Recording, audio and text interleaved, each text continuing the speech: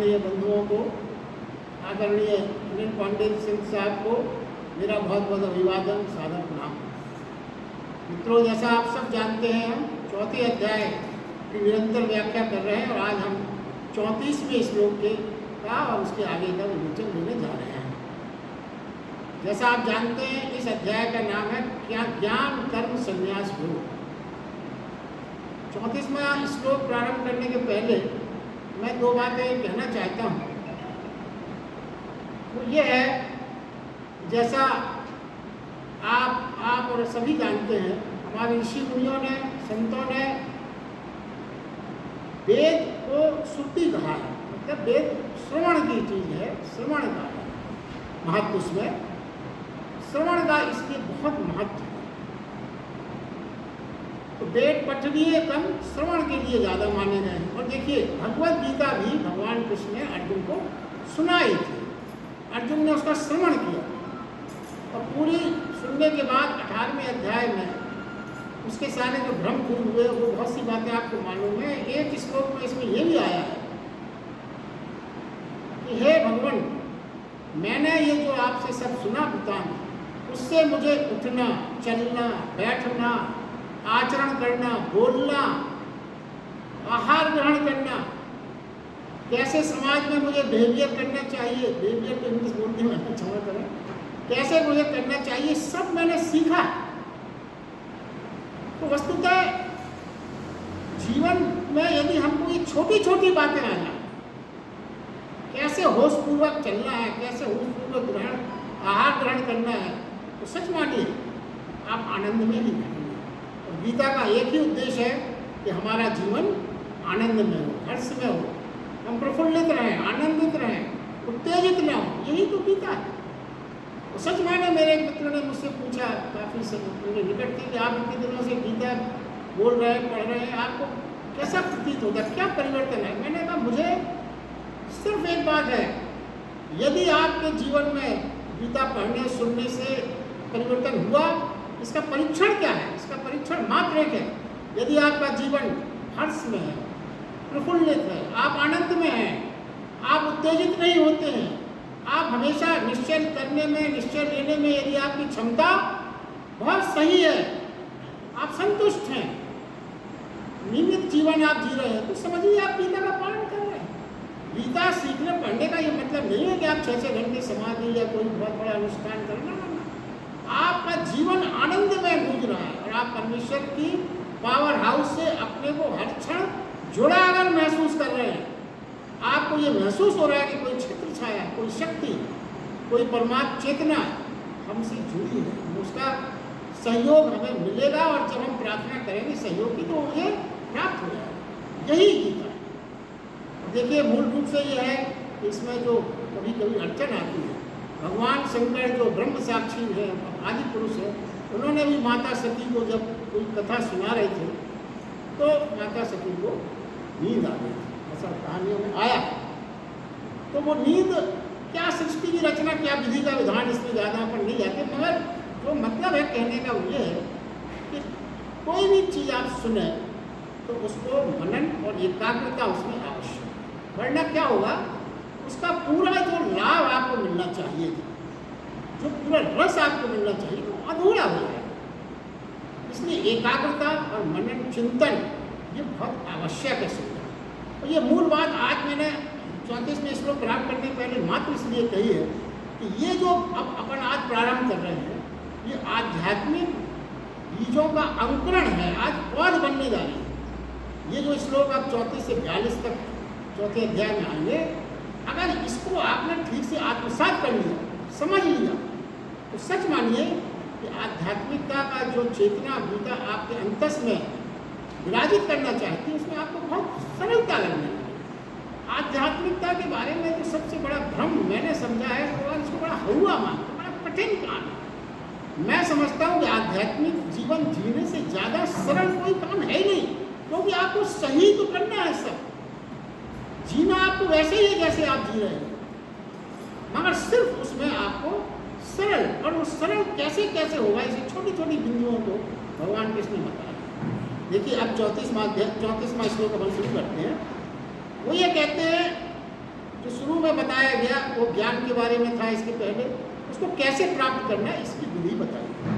तत्व को जानने वाले ज्ञानी पुरुषों से, तत्व से जानने वाले ज्ञानी पुरुषों से भली प्रकार दंडवत प्रणाम कर सेवा करते हुए निष्कपट भाव से किए गए प्रश्नों द्वारा उस ज्ञान को जान।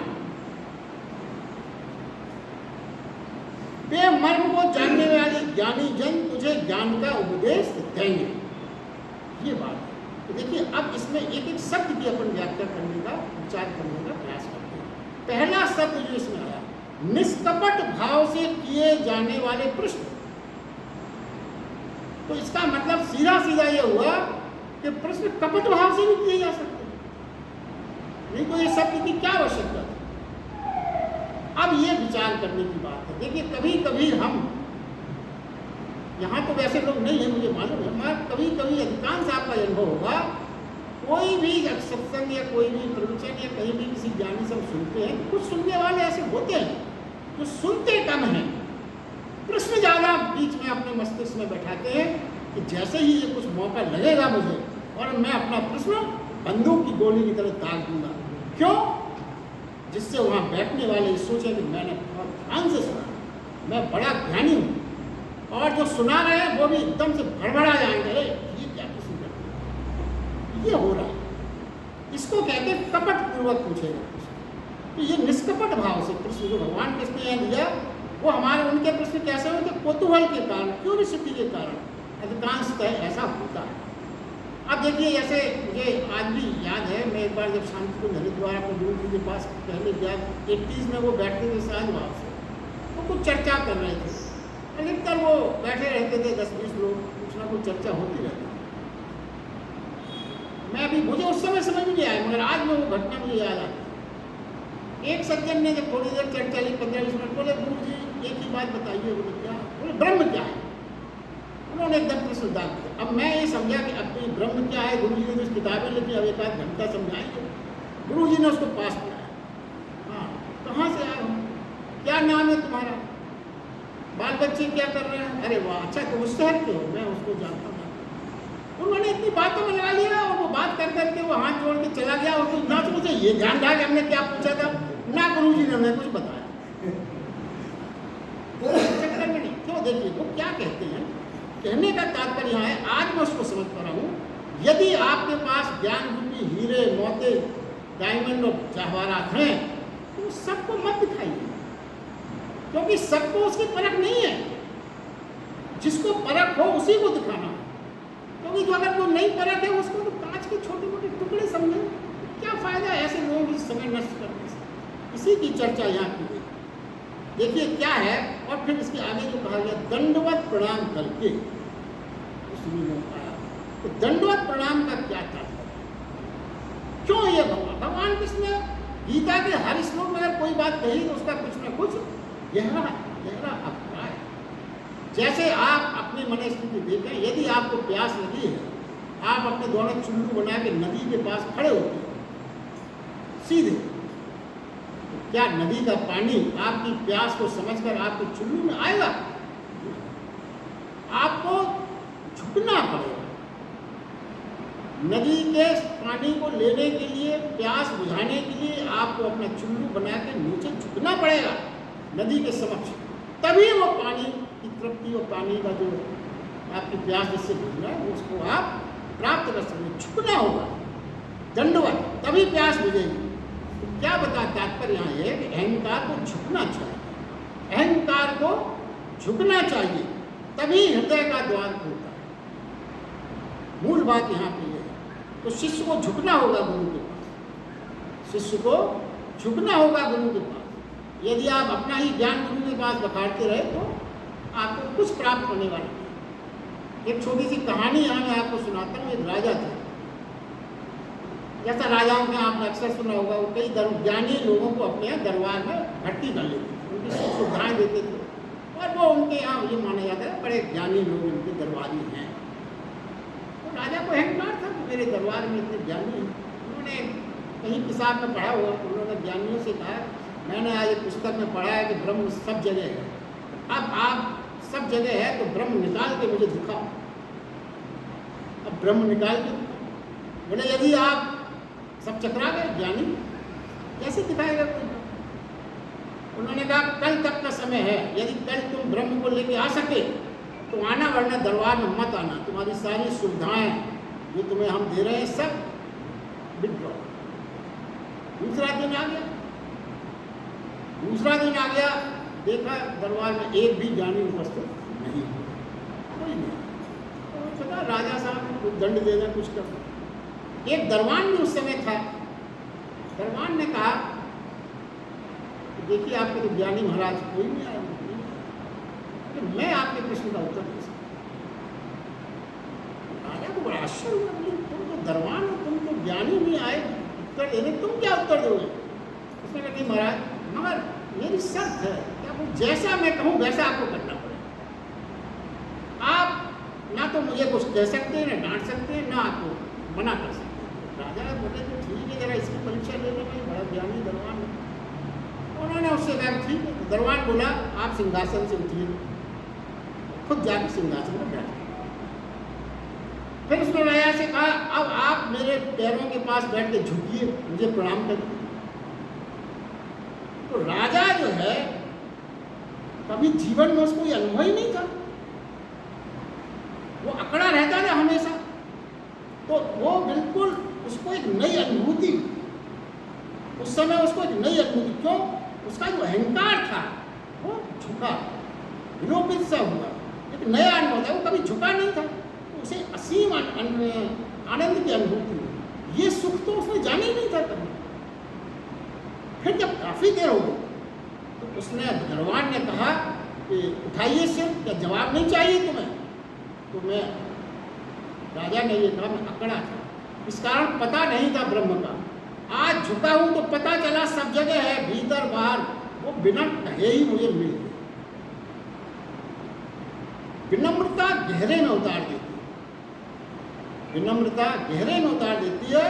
अंतर ध्वनि आपको अपने हृदय की जब सुनाई पड़ जाए, उसी क्षण आपको ब्रह्म प्राप्त होगा। ज्ञान को शब्दों से नहीं कहा जा सकता, मौन, समाधि और निःशब्दता से ही ज्ञान को जाना जा सकता। ये सूत्र है। ज्ञान आपको कोई शब्दों से नहीं दे सकता। देखिए शब्द से आप सुन सकते हो, मगर उसे सुनने से आपको ज्ञान मिल गया ना, ज्ञान तो जब ही मिलेगा जब उस शब्दों की गहराई, मौन में, समाधि में आप अपने अंतस में ले जाएंगे, तभी आप ज्ञान को जान। और जिस दिन आपने ज्ञान को जाना, आपको ब्रह्म मिल गया। ये छोटी सी कहानी आपको जो बताई। अब इसके आगे का श्लोक लेते हैं। देखिए पहले 34वें श्लोक में जो अपन ने सुना, उसी को 35वें श्लोक में भगवान कृष्ण आगे बढ़ा। क्या है 34वें श्लोक में जो अपन ने समझा?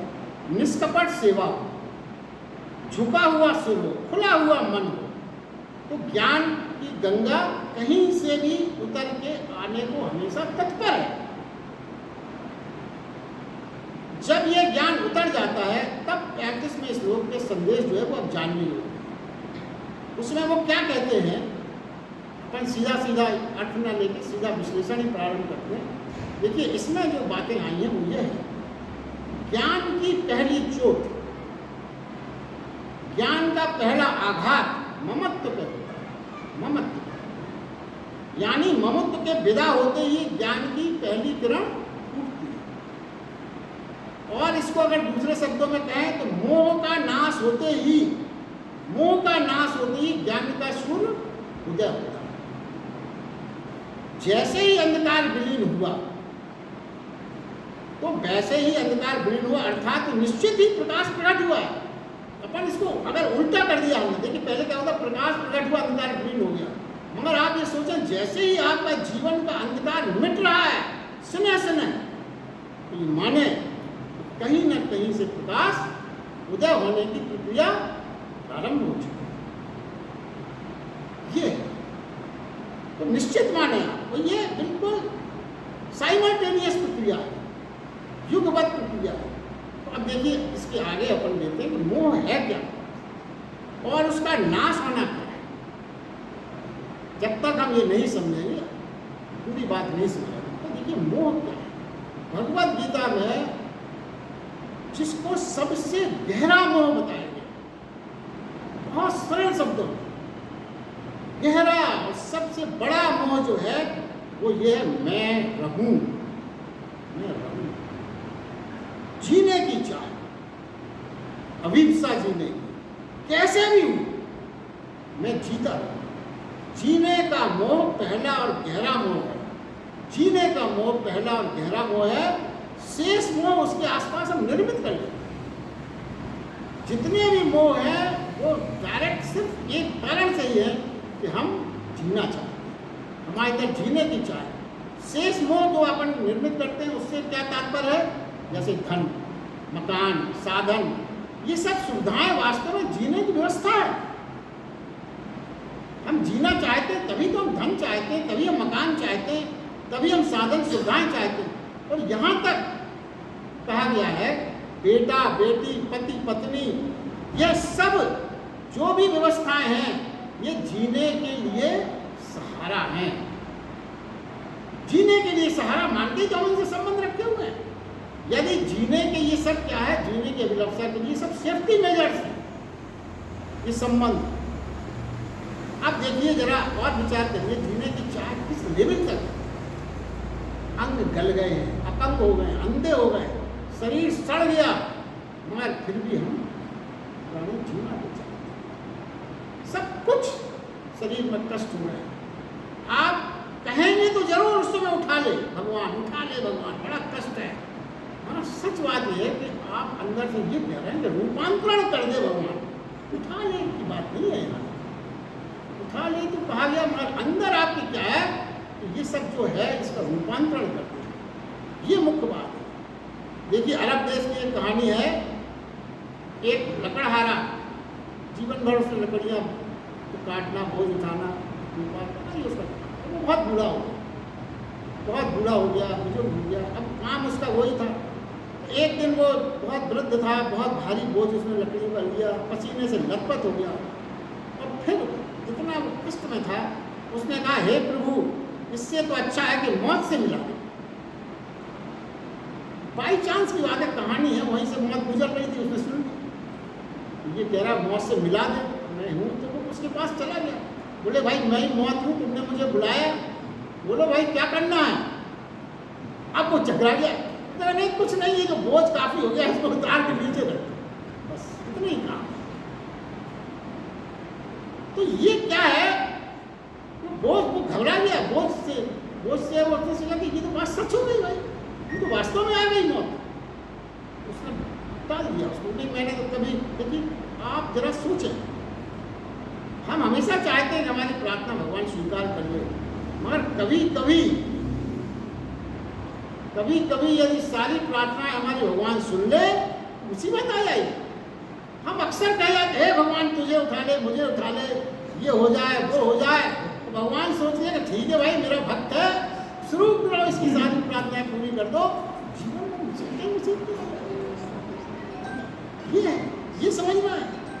देखिए समझें क्या, देखिए और एक बात है, मनोवैज्ञानिक बात है समझने की।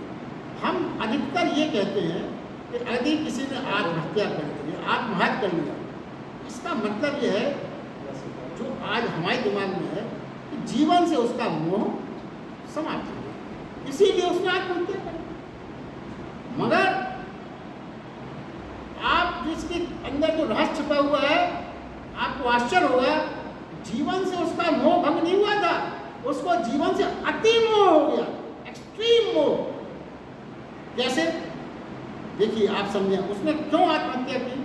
क्योंकि वो ये चाहता था कि हमारा महल ऐसा मकान हो, धन हो, इज्जत हो, तो मैं जीऊँगा, और यदि ये नहीं मिला तो मैं मर जाऊँगा। इसका मतलब उसे एक्सट्रीम मोह था, किससे? मकान से, धन से, इज्जत से। वो जब अति हो गई उसकी मोह की और वो उसको नहीं मिला, उसने आत्महत्या की। जीवन से मोह भंग होने से नहीं मरा, वो अति मोह के कारण मिला। देखिए हम कभी कभी कोई कहता है कि किसी की पत्नी या गुजर गई या कुछ हुआ, उसने आत्महत्या की, तो ये क्या है? अति मोह के कारण ही तो उसने आत्महत्या की। और अगर किसी की पत्नी गुजरी और उसने कुछ दिन बाद दूसरी शादी कर ली तो क्या सिद्ध हुआ? उसको अति मोह नहीं था, तभी तो उसने दूसरी शादी कर। तो छोटी छोटी बातें हैं, इसको हमें समझना क्या है कि जो धन है, धन कमाने की जो प्रवृत्ति है, धन की प्रबल पकड़, धन के प्रति जो हमारी सबकी प्रबल पकड़ है, वो सिर्फ प्रबल पकड़ क्या सूचना देती है कि हमारे पास जीने की प्रबल पकड़ है, तभी तो हम धन की प्रबल पकड़ करते हैं। ये क्यों करें? बुद्ध और महावीर भगवान धन छोड़ सके, क्यों छोड़ सके? इसलिए छोड़ सके कि जीने का जो आग्रह था उनका वो छूट गया, जीने का आग्रह उनका समाप्त हो गया, तभी तो वो धन छोड़ सके। ये समझने की बात है। और अगर आग्रह नहीं छूटा आपका जीवन के प्रति और आपने धन छोड़ दिया, जैसा आजकल अधिकतर हम सुनते, तो क्या होगा? जीने के आग्रह नहीं छूटा और आपने संन्यास में बहुत बड़ा काम कर दिया कि आपने अपना घर दुकान मकान छोड़ दिया, तो आग्रह जीवन का नहीं छूटा, तो वो फिर जाके आप घर की जगह आश्रम बना लेंगे। जो प्रॉपर्टी आप वहाँ छोड़ के आए तो वहाँ आश्रम की प्रॉपर्टी के मुकदमे झगड़े वहाँ आप मरेंगे, ये सब है। ये सब हमको वास्तविकता जीवन की समझना चाहिए। और समझें, देखिए, जहाँ मोह होगा वहाँ परिग्रह होगा। परिग्रह का मतलब इकट्ठा कर करके रखने की प्रवृत्ति, इसी को परिग्रह कहा जाए। तो जहाँ मोह होगा वहाँ परिग्रह होगा, संग्रह होगा। आप अधिक से अधिक चीज़ों का संग्रह करना चाहोगे क्योंकि मोह है। तो जहाँ परिग्रह होगा वहाँ भय होगा। जहाँ आपने एकत्रित किया, तमाम चीज़ें बटोर के रखी, उसकी सुरक्षा के लिए आप भयभीत रहेंगे। तभी आप देखिए बहुत बड़े बड़े लोगों के बंदूकधारी गार्ड रखना पड़ता है। क्यों? भय के कारण, डर है उनको। उन्होंने इतने साधन इकट्ठे कर लिए, उसके से अंदर अंदर भयभीत रहते हैं। और जहाँ अमोह होगा वहाँ अपरिग्रह होगा, यानी निर्भय, भय मुक्त, अभय। तो फिर क्या है इसका सूत्र? क्या बना? ज्ञान की धारा जब बहती है तो सबसे पहले वो मोह को नष्ट करे। ज्ञान की धारा जब बहेगी तो सबसे पहला आघात प्रारंभ में कहा गया, मोह को वो नष्ट करे। ये समझना है। अब देखिए, जीवन में एक कई बातें ऐसी हैं जो हम बहुत बारीक अंतर होने के कारण समझ नहीं पाते। प्रेम और मोह, प्रेम और मोह में बड़ा फर्क है। और ये हमको अगर समझ में आया तो जीवन में बहुत से सुधार हो सकते हैं। लेकिन पहली बात तो आप ये समझ रहे हैं, भगवान कृष्ण ने बार बार कई जगह कहा है, प्रेम और मोह दोनों विपरीत हैं। प्रेम और मोह दोनों विपरीत हैं, अलग हैं। ये माने आप जहाँ मोह होगा, जहाँ मोह होगा वहाँ प्रेम हो ही नहीं सकता। जहाँ प्रेम जब ही होगा जब मोह ना हो। प्रेम और मोह दोनों विपरीत चीजें हैं। देखिए, मोह, इसको आगे विश्लेषण में आपको बहुत क्लियर हो जाएगा। मोह अहंकार से पैदा होता है, मोह अहंकार से पैदा होता है। और अहंकार फ्रोजन है, सिकुड़ा हुआ बर्फ की जैसा, और प्रेम भाव। अहंकार का मतलब हर चीज हमारी है, ये अहंकार हो गया, तो उन चीज़ों से मैं मोह हो गया। तो उपनिषद में एक जगह ये कहा गया है कि हम सब बचना चाहते हैं। उपनिषद के ये शब्द हैं, हम सब बचना चाहते हैं, हम स्वयं को प्रेम करते हैं। सिर्फ हम अपने से ही प्रेम करते हैं। और जो इस बचने में सहारा बनता है उसको हम प्रेम करते हुए मालूम पड़ता है, मालूम पड़ता है। जो बचने में हम बचना चाहते हैं और जो बचने में हमारे सहयोगी हैं उनको हम प्रेम करते हुए मालूम पड़ते हैं। प्रेम नहीं है, मालूम पड़ते हैं, ये सब इस्तेमाल किया। जब प्रेम कब होगा तो ये मालूम जो पड़ता है ये निश्चित रूप से प्रेम नहीं है, ये सिर्फ मोह है। ये आपको समझना है। देखिए, प्रेम तभी हो सकता है जब दूसरा भी अपना प्रतीत हो। प्रेम कब होगा? जीवन में जब दूसरा भी अपना प्रतीत होने लगे। ये कब होगा? ये तब होगा जब दूसरा भी आपको अपना प्रतीत होने लगे, सभी दूसरे अपने प्रतीत होने लगे। जब हम प्रत्येक प्राणी में प्रभु के दर्शन करने के लिए सक्षम हो जाएंगे, जब ही दूसरा आपको अपना प्रतीत। जब तक ये नहीं होगा तब तक आपको कोई अपना नहीं लग सकता, अलग अलग लगेगी। देखो, उल्टी बात लगेगी, मगर ये बहुत बड़ी सच्चाई है। जो नहीं बचते वे ही प्रेम कर सकते। जो नहीं बचते वही प्रेम कर सकते हैं, जो बचते हैं वो सिर्फ मोह ही कर सकते हैं, प्रेम नहीं कर सकते। क्योंकि प्रेम मिटने की राह है, प्रेम में मिटना पड़ता है। अगर आपने अपने को बचाया तो फिर आप मोह कर लेंगे, प्रेम नहीं कर सकते। तो प्रेम तो मिटने की राह है, प्रेम तो पिघलना है। तो फिर जितना प्राणी अपने जीवन को बचाने की चेष्टा में रत होगा, समझे, जितना प्राणी अपने जीवन को बचाने की चेष्टा में रत होगा उतना ही प्रेम से शून्य होता जाएगा।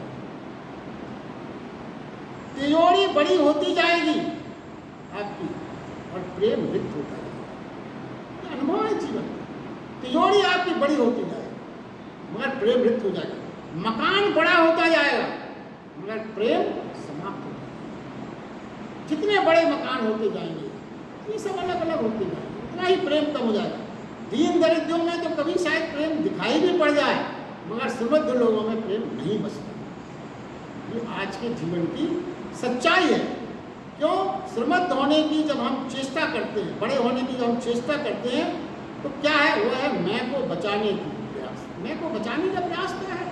बिना उसके आप समृद्ध हो कैसे सकते हैं? यानी मैं को बचाने का प्रयास मतलब मोह को बचाने का प्रयास। और जहाँ मोह होता है वहाँ प्रेम हो ही नहीं सकता। मैं के बचाने का प्रयास, जब मैं को बचाने का प्रयास, इस बारे में अपन पिछली बार कई बार चर्चा कर चुके हैं।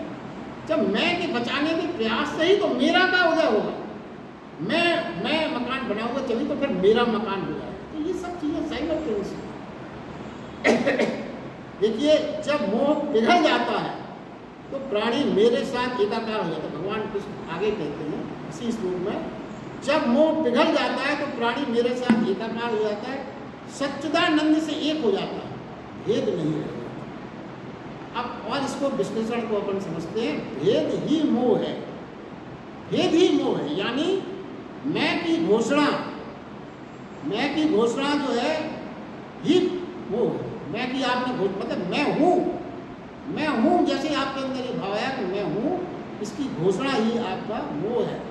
अभेद प्रेम है, यानी मैं नहीं तू है। कितना फर्क पड़ जाता है। हम सोचते हैं मैं हूँ, भगवान कृष्ण कहते हैं मैं हूँ मत सोच, तू है, तेरा, मेरा नहीं तेरा। ये भाव अंदर है। और जब ऐसा भाव, और देखिए एक बात और है इसमें जो समझने की, हम ये तू है की घोषणा करते हैं, तेरा की घोषणा करते हैं, मगर ये घोषणा कंठ से नहीं होनी चाहिए। कहने की बात नहीं है कि आपने कह दिया है ठीक है, आप कह रहे हैं चलो सब तेरा, तू ही तू है ना, ये कंठ से कहने की बात नहीं है, ये हृदय से होना चाहिए। ये बात आपके हृदय से निकलना चाहिए, मस्तिष्क से नहीं, दिमाग से नहीं, रोए से ये बात आना चाहिए। ये परम आनंद है। अगर ऐसा हो सका तो जीवन के परम आनंद है, हर्षोन्माद है। जब कभी आपको बिना अकारण ही नाचने का मन करने लगे, गाने का मन करने, कोई कारण नहीं, आप पूरी मस्ती में हैं, यही तो जीवन का आनंद है। किसी चीज़ की आपको कोई उत्सव ही हो, कोई कारण ही हो, ना, तब तो सभी नाच लेते हैं संसारिक, किसी का जन्मदिन, कभी शादी। मीरा क्यों नाच रही थी? क्यों? अकारण मस्ती। यही चीज भगवान के सही बताते हैं। अब देखिए सच्चिदानंद के अनुभव के बारे में हमको समझना है। जो भगवान कृष्ण ने कहा ज्ञान का अनुभव सच्चिदानंद का अनुभव क्यों कहा? ज्ञान के अनुभव में 3 प्रतीतियां हमेशा प्रकट होती हैं। ज्ञान का जब भी अनुभव होगा 3 प्रतीतियां प्रकट होंगी। कौन कौन सी? सत्य की, चित्त की और आनंद की। ये 3 प्रवृत्तियां हैं सच्चिदानंद में, सत्य की, चित्त की। सत्य क्या है? सत्य क्या है? बहुत सरल शब्दों में आपको, हूँ, मैं नहीं हूँ, मैं हूँ की जगह मैं हटा दूँ, सिर्फ हूँ, मैं नहीं सिर्फ हूँ, मैं हूँ। हमारा सबका अनुभव क्या है? मैं हूँ, हमारा सबका यही है। तो ज्ञान के अनुभव में क्या होगा? मैं गिर जाएगा। ज्ञान के अनुभव में मैं गिर जाएगा, सिर्फ हूँ ही बचता है। ज्ञान के अनुभव में या अज्ञान के अनुभव में क्या होगा? मैं प्रगाढ़ होता है। जब अज्ञान होता है तो मैं प्रगाढ़ होता है। और जब हम कहते हैं मैं हूँ, बहुत सूक्ष्म बात है, मगर आप इसको अगर समझें तो बहुत कठिनाई बिल्कुल नहीं है। जब हम कहते हैं मैं हूँ तो तो क्या लगता है? मैं अलग है और हूँ अलग। जब आपने कहा मैं हूँ, तो मैं ऐसा लगता है मैं अलग हूँ और हूँ अलग है। और जब हम कहते हैं हूँ, तो लगता है मैं और हूँ एक ही चीज। ये जो है अध्यात्म का बिल्कुल बीज रूप में है। तो ज्ञानी क्या है? अज्ञानी मरने से डरता है। अज्ञानी हमेशा मरने से डरता है। क्यों? उसे लगता है कि मैं नहीं हो जाऊंगा। यही तो डर है।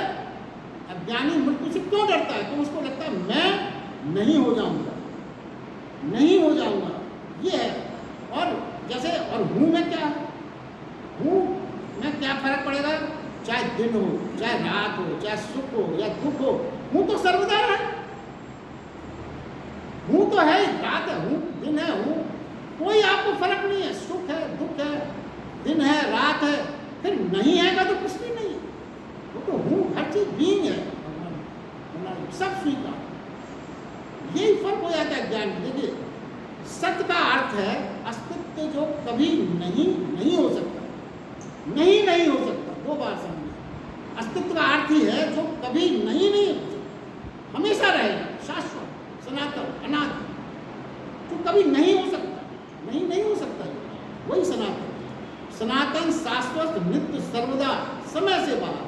यह अनुभव होते ही ज्ञान का विस्फोट हो जाता है। ये सत्य। और उसके आगे चित्त का अनुभव। चित्त का क्या अनुभव है? चित्त के बारे में हमारा अनुभव अस्तित्व ही नहीं है, वह सचेतन भी है। हमारा जो अनुभव है अस्तित्व भर का नहीं कि अस्तित्व है ना, वो अस्तित्व क्या है? सचेतन भी है। देखिए, सचेतन से क्या मतलब? अस्तित्व यदि मात्र हमने माना, खाली हमने ये माना कि अस्तित्व है, तो चेतन ना हो। अस्तित्व है मान लिया आपने, मगर उसमें चेतनता आपने नहीं मानी, तो पदार्थ हो जाएगा। पदार्थ में और चेतन में क्या फर्क है? पदार्थ जड़ है, उसमें कोई चेतनता नहीं। तो जब तक आपने सब चीज को चेतन स्वरूप न स्वीकारा, न जाना, न पहचाना, तब तक के लिए वो अस्तित्व के पदार्थ हो जाएगा। अगर आपने मात्र अस्तित्व माना, चेतन न माना अस्तित्व, तो ये कहते हैं सब कुछ सचेतन है। निर्जीव निश्चेतन कुछ भी नहीं है। ये देखिए कैसे चेतना के 1000 तल है, एक तल नहीं है, जिन्हें हम पहचान नहीं पाते। वृक्ष की भी भाषा होती है, वृक्ष की भी भाषा होती है। समझने वाले समझ जाते हैं वृक्ष की भाषा, हम नहीं समझ पाते। नदी की भी भाषा होती है। गूंगा हाथ के इशारे से सब बातें कह देता है। बहरा आपके होठों के चालन से समझ जाता है क्या है कि हम क्या कह रहे हैं। और देखिए, अब तो विज्ञान ने भी सिद्ध कर दिया है, पत्थर भी चेतन है, उसमें भी एटम, प्रोटॉन, इलेक्ट्रॉन के सर्कल सब चलते रहते हैं। साइंटिफिक भाषा में सबको ये क्या है? चेतन। हर चीज में चेतनता को आपको देखिए। और देखिए उसके आगे फिर तीसरा जो कहा गया आनंद। तो देखिए, आनंद पिछले 2 अनुभवों का अनिवार्य परिणाम है। सत्य और चित्त का जब आपने जीवन में अनुभव कर लिया, तो इसका परिणाम क्या मिला आपको जीवन में? इसका परिणाम आनंद मिलेगा। जिसने जाना मैं नहीं है, उसके सारे दुख चले। जिसने ये जान लिया कि मैं नहीं हूँ, उसके सारे दुख चले गए। क्योंकि सारे दुखों के साथ मैं ही तो जुड़ा है। मैं की जो मैं होने की जो फीलिंग है, यही तो दुख के कारण है। और आप एक सच्चाई पे प्रयोग करके देख लें, यदि आप अपने से मैं को हटाने में सफल हो गए, फिर आप दुख बुलाएं, दुखी होना चाहें तो भी दुखी नहीं हो सकते। ये विज्ञान है, विज्ञान।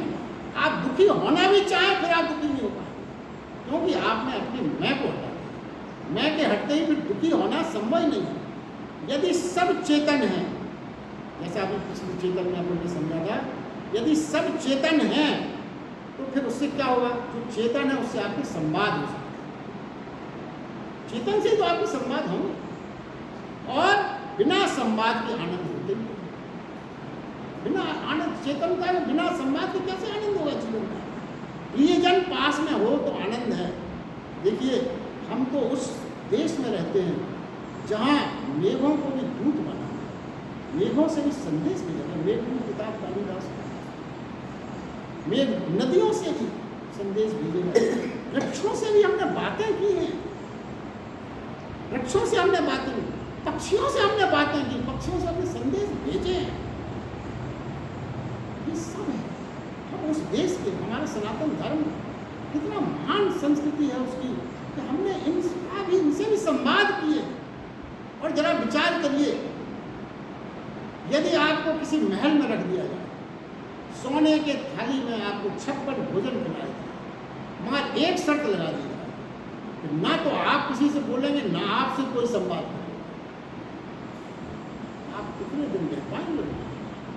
एक दिन आप कहेंगे भैया मेरा झोपड़ा अच्छा है, ना आप बोल रहे हैं, ना आपसे कोई बोल रहा है, ना आप शर्त है, तो फिर आप यही कहेंगे कि भैया रख तू अपना ये महल, मैं तो अपने झोपड़े चला, मैं यहाँ नहीं रहना चाहता।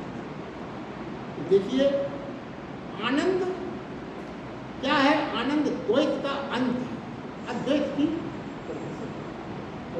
उदय है, द्वैत का अंत है। ऐसी निकटता आनंद में, जो सच्चा आनंद है, ऐसी निकटता जिसमें शरीर भूल जाता है, आत्मा से आत्मा का मिलन, चेतन से चेतना का मिलन, आत्मा से आत्मा का मिलन, चेतन से चेतना का मिलन, चेतन और पदार्थ का मिलन, चेतन और पदार्थ का मिलन आनंद नहीं है, काम है, सुख है, जिसका विपरीत हमेशा दुख होने वाला है। आनंद का कोई विपरीत नहीं होता। देखिए, कृष्ण ने कहा है, जैसे ही ज्ञान की घटना घटती है, वैसे ही सच्चिदानंद रूप सच्चित आनंद में स्वरूप में लीन हो जाता है व्यक्ति। यही मेरा स्वरूप, तो इसमें लीन होने का मतलब मुझ में लीन हो जाता है। अब अंतिम रूप से, जैसे मैंने आपसे कहा था कि सारी गीता को हम अपने जीवन से जोड़ें, जीवन में घटित होने वाली घटनाओं से जोड़ें। देखिए, जहाँ अपन ने अभी ये सुना कि यदि हम सच्चा प्रेम जब ही होगा जब हम सामने वाले को सचेतन माने, चेतन के रूप में स्वीकार करें, और अगर हम किसी को पदार्थ के रूप में, जड़ के रूप में, तो फिर वो मोह होगा, प्रेम नहीं होगा। इसका थोड़ा सा आज के जीवन में कैसे होता है? आज के जीवन में हम देख रहे हैं प्रेम की कमी होती जा रही है। क्यों कमी होती जा रही है? जैसे बहुत सरल शब्दों में अगर इसको हम ध्यान दें, जैसे मान लीजिए आप किसी कुर्सी पर वर्षों से बैठ के बहुत आनंद ले रहे हैं, कुर्सी की जर्जर अवस्था आ गई, उसमें थोड़ी सी कोई कील निकल आई, वो आपको गड़ गई, आपको लगा, आप गुस्से में आ गए, आपने कुर्सी को जर्जर हो गई, आपने उसको तोड़ दिया, फेंक दिया, कचड़े वाले को बेच दिया, खत्म हो गया। तो देखिए, उससे आपका मोह जब तक था, जब तक वो आपके लिए यूजफुल थी, जब तक आपके लिए यूजफुल थी, जब तक आप उससे जुड़े थे। जैसे ही वो आपकी यूज खत्म हुई, आपका सारा प्रेम खत्म हो गया। वैसे आपको बड़ा प्रेम महसूस होता था, आप आनंद से झूमते थे उसको। पहली बात देखिए, जड़ से आप, जड़ क्या है? जड़ का मतलब क्या है? जड़ में जिसमें विचार ना हो, उसी में कोई विचार नहीं। जड़ जो जिसके पास संवेदना ना हो, जड़ जो अपने मन के विचार व्यक्त ना कर सके। आप क्या कह रहे हो? व्यक्त ना कर सके। वो क्या सोच रहा है, क्या समझाना चाहता है, कह ना सके। यही तो जड़ है। जड़ का मतलब यही है, कोई उसके विचार। और देखिए, हमने अपने जीवन में आज गीता को मैं पारिवारिक परिस्थिति से जोड़ना चाहता हूँ। हमारा प्रेम कहाँ, विचार करें, अधिकतर हमने जिनसे संबंध रखे हैं उनको हमने आज अधिकतर जड़ मान लिया। वो चेतन है, मगर आपने उनको जड़ मान लिया। क्यों? आप उनको अपनी मिल्कियत समझने लगे। आपके पिता जैसा आप उनसे व्यवहार करते हैं वो यूजलेस हो गए। जैसे कुर्सी की टांग टूट गई, कुछ बात हो गई, आपने कुर्सी को उठा के कचरे वाले को दे दिया। आज क्या हो रहा है? पिता असहाय हो गए, कुछ हो गया, आपने उनको वृद्धाश्रम में भेज दिया। यही तो है। क्यों? आपने उनको जड़ मान लिया। ना तो उनकी संवेदनाओं की आपको फिक्र है, ना आपको उनके विचारों की कोई सोच है कि आप वो कुछ सोच भी सकते हैं। आपने उनको जड़ मान के प्रेम किया। जड़ मान के प्रेम किया मतलब वो मोह था, कुछ नहीं था उसमें, जब तक वो आपके लिए यूजफुल थे आपके। और ये प्रेम परिवार में जो आज प्रेम की समाप्ति होती जा रही है, जरा विचार करें। हम ये चाहते हैं, पति ये चाहता है, पत्नी ये चाहती है कि जो मैंने कह दिया वही आपको मानना है। आप ना तो कुछ बोलेंगे, न सोचेंगे, न समझेंगे, न अपने विचार प्रकट करेंगे, जड़वत आप हो जाइए, तभी मैं आपको मानूंगा। ये भाव है हमारे परिवार में। हम बुजुर्ग को भी जड़, पत्नी को कई लोग मिल्कियत मानते हैं, सोचते हैं तू ना तो सोचे ना कुछ विचार है, जो मैं कहूँ वही कर।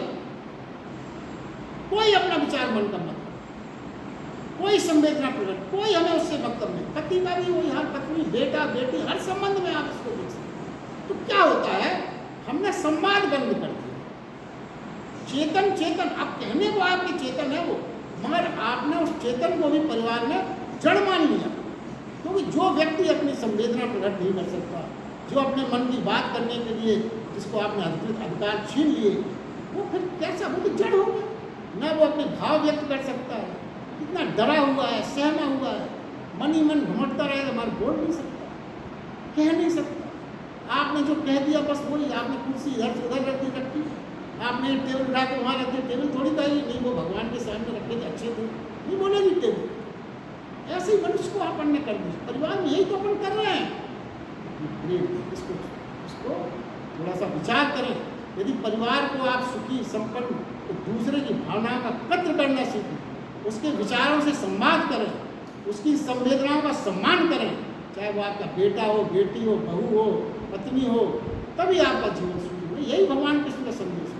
और गीता को हमें समझना ही इसी एंगल से है कि हमारे परिवार में कैसे आनंद है। मैंने आपको अभी बताया था, एक सज्जन ने जब मुझसे पूछा गीता तो आप अगर हर्ष में हैं, आनंद में हैं, परिवार आपका सुखी है, कोई उत्तेजना नहीं है, तो आप गीता का जीवन जी रहे हैं। और अगर कभी आपके जीवन में कुछ ऐसा आ गया तो मत घबराएं, सिर्फ इतना सोचें कि अभी गीता पढ़ने में थोड़ी सी कमी है, थोड़ा और सीख लेंगे, और कोई चिंता न करें। यहाँ आपको सारे प्रश्नों का उत्तर मिलेगा, जीवन जीने की सारी बातें आपको मिलेंगी। बस आप सिर्फ सचेतन थोड़ा सा मनन करें, थोड़ी सी एकाग्रता बनाए रखें। मैं क्योंकि ये सब, और ये भी मान के चलें कि आप गीता सुन के आनंदित हो, तो मैं भी सुन के ही आनंदित हो रहा हूँ। आप मुझे बोलने वालों में मत समझें, ये भगवान कृष्ण ही बोल रहे हैं, मैं भी सुन रहा हूँ, मैं साक्षी भाव से सिर्फ सुन रहा हूँ। बोल तो भगवान कृष्ण, क्योंकि ये उनके संदेश है, उनका अमर वाक्य है ये। तो ये वाणी भगवान कृष्ण ही बोल रहे हैं, मैं साक्षी भाव से, मैं भी सुन रहा हूँ, आप भी सुन रहे हैं। जीवन में आनंद बना रहे, उल्लास बना रहे, हमेशा हर चीज़ को ठीक से समझें, जानें। आज के लिए बस इतना ही। आप सबका बहुत बहुत धन्यवाद। आगे अब मैं